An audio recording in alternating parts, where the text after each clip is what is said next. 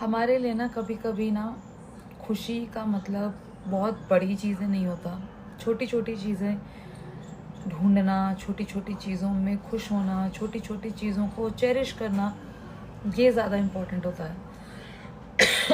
मेरा गला थोड़ा सा ख़राब है तो प्लीज़ थोड़ा सा माफ़ी दे देना। बट इट्स लाइक कि हम ना कभी कभी ना छोटी छोटी खुशियों को ना इग्नोर कर देते हैं, छोटे छोटे मोमेंट्स को समझ नहीं पाते। इग्नोर भी नहीं बोलूँगी, शायद कभी कभी समझ नहीं पाते। जैसे बड़ी बड़ी प्रॉब्लम्स दिखती हैं ऐसे बड़ी बड़ी खुशियाँ दिखती हैं, लेकिन जो डे टू डे लाइफ की प्रॉब्लम्स हम लोग जिनसे जूझते हैं, जिनकी वजह से हम परेशान होते हैं, वैसे ही जो डे टू डे की खुशी होती है, हर दिन एक नया है, हर खुशी एक अलग टाइप की है, वो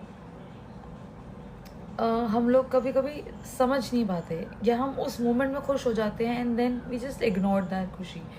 लाइक जैसे मेरे लिए अरायना एंड अयान जैसे सुबह उठ के मेरे पास आते हैं, they use to hug me, you know, मेरे हाथ पे आके दोनों लेट जाएंगे, एक एक हाथ पे आके दोनों लेट जाते हैं and they want me to do, you know, उनके सर पे ऐसे ऐसे करूँ या उनके गालों को ऐसे करूँ and they want me to cuddle them, कि उनको प्यार से, यू नो, पैम्पर करके उठाऊँ कि उठ जा मेरा बच्चा, मेरा प्यारा बेटा, ये वो। तो दे फील एक्चुअली मैं happy with that. And same way, like कभी हम रोड पे जाते हैं, कभी कुछ भी छोटा सा कुछ देख लेते हैं, या वो हमें कभी इंस्टेंटली उस टाइम पे हैप्पी कर देती है चीज़, या कभी कभी इट्स लाइक हम ना किसी चीज़ के बारे में सोच रहे होते हैं एंड सडनली उससे रिलेटेड हमें कुछ साइन मिल जाता है, या कुछ उस रिलेटेड कुछ रेडियो पे गाना आ जाता है, तो हम तब भी खुश हो जाते हैं। And why don't we cherish those moments? हम लोग उस खुशियों के बारे में कुछ सोच ही नहीं पाते। Why don't we cherish those moments? मतलब बड़ी बड़ी खुशियाँ ठीक है, हमें बहुत खुशियाँ देती हैं, वो शायद नोटिस में आती है, लेकिन जो छोटी छोटी खुशियाँ होती हैं वो ना नोटिस में नहीं आती, और हम शायद कभी कभी किसी से कह भी नहीं पाते, मतलब इन ऐसी खुशियों के बारे में। इट्स लाइक आपने किसी को कुछ दिया और सामने वाले के फेस पे स्माइल आई, एंड वो स्माइल ना आपको अंदर से सुकून देती है, तो यूल फील लाइक कि हम किसी के काम आए, हमने कुछ अच्छा किया, किसी बच्चे के चेहरे पे खुशी आई, किसी को रोड पार करने के लिए जगह दे दी ना। जैसे आई टेल यू, लाइक 3-4 दिन पहले देयर वाज अ लेडी अपने छोटे बच्चे के साथ, एंड वो ना रोड क्रॉस करना चाह रही थी, वॉकिंग, मतलब बहुत ही वॉकिंग रोड थी वो, मेन रोड। तो वो बार बार आगे हो रही थी, पीछे हो रही थी, आगे हो रही थी, पीछे हो रही थी, मतलब मेरे 3 गाड़ी आगे, मैंने तक उसको नोटिस करा। जब मेरा नंबर आया ना, तो I stopped my car and she cross the road, and while she was crossing she looked at me and she smiled, and I said ऐसा to her, and she felt so good, like I mean वो खुशी थी कि आपने किसी को खुश करा। तो ये मोमेंट्स होते हैं कि हम फील करते हैं खुशी, और हम ये बात किसी से जनरली नहीं बोलते, बट इट्स जस्ट कि हम अंदर से फील करते हैं। तो मुझे ये फील होता है कि like if I talk about, you know, psychology and everything, मैंने बहुत ऐसी स्टोरीज़ और केसेस देखती हूँ, मतलब ऑनलाइन रीड करती हूँ कि आज की डेट में बहुत लोग अब खुद को अकेला फील करते हैं या डिप्रेस्ड फील करते हैं, एंड यू नो, इन चीज़ों को लेकर बहुत सारी एप्स बन रही हैं, you know, make a friend and all that stuff, कि if you are feeling alone so you can talk to a buddy, and even like AI bots बन रहे हैं इनके लिए कि यू नो, आपको थोड़ा अकेलापन फील ना हो, so you have somebody to talk. So I feel like आप खुद को अकेला क्यों फील करते हो, आप खुद को डिप्रेस्ड क्यों फील करते हो? हम छोटी छोटी खुशियों को चेरिश क्यों नहीं करते? हम उन मोमेंट्स को खुद को एक जताते क्यों नहीं है? किसी और को नहीं, खुद को।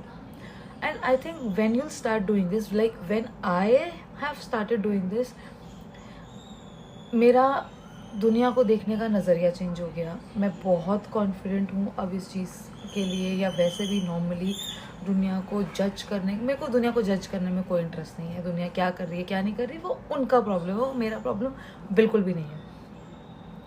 वो क्या करते हैं क्या नहीं करते वो भी मेरा प्रॉब्लम नहीं है। मेरा प्रॉब्लम है कि मैं क्या कर रही हूँ, मेरा प्रॉब्लम है कि मैं खुद को कैसे खुश रख रही हूँ। ये सब मेरा पॉइंट है और ये सब मुझे अपने लिए करना है, मुझे लोगों से कोई फ़र्क नहीं पड़ना चाहिए।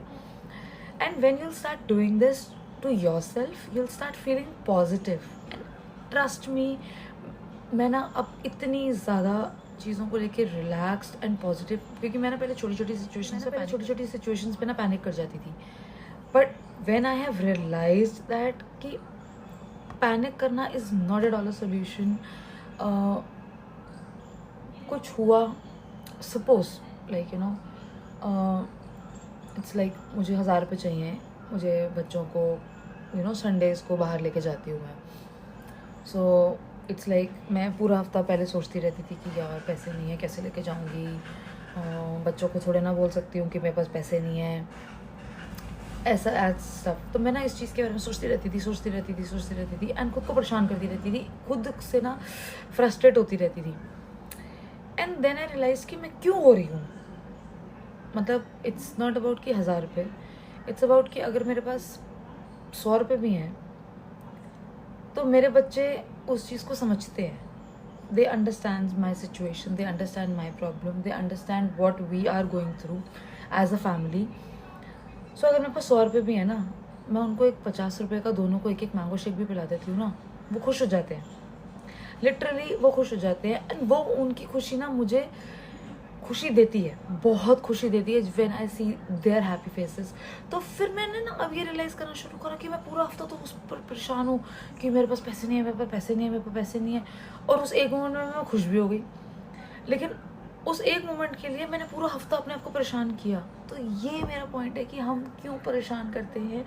भगवान जी कहीं ना कहीं से सोल्यूशन निकाल देते हैं, बस हमें खुश रहने की ज़रूरत है, खुद को पॉजिटिव रखने की ज़रूरत है, खुद के लिए अच्छा फील करने की ज़रूरत है। रास्ते अपने आप बनते जाते हैं। Trust me when I am saying this, रास्ते अपने आप बनते हैं, बिकॉज मैंने खुद के साथ ये फील किया है। जब मैंने अपने आप को लिटरली सरेंडर कर दिया ना कि भगवान जी आप जानो, आपका काम जाने, मुझे नहीं पता, मुझे तो मेरे बच्चों के खर्चे उठाने ही उठाने हैं।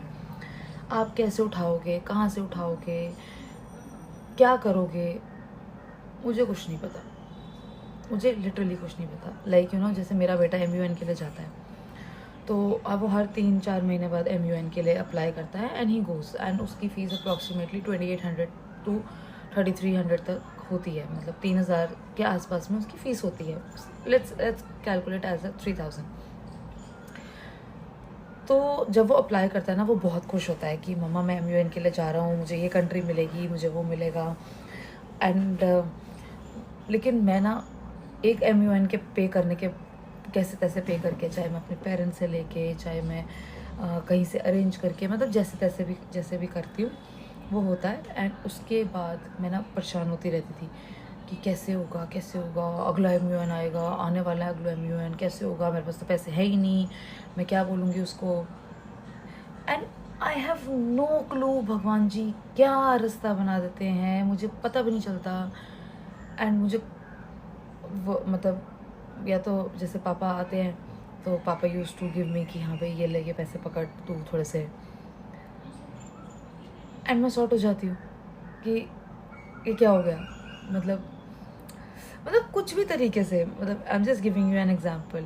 तो आई फील लाइक कि हमें ना खुद को सरेंडर कर देना चाहिए भगवान को। जब हम सरेंडर कर देते हैं ना, वो अपने आप चीज़ें करते जाते हैं। Good things about your self, positive सोच रखो, अच्छा करो, भगवान जी खुद रास्ते बनाते हैं, मुझे ये लगता है।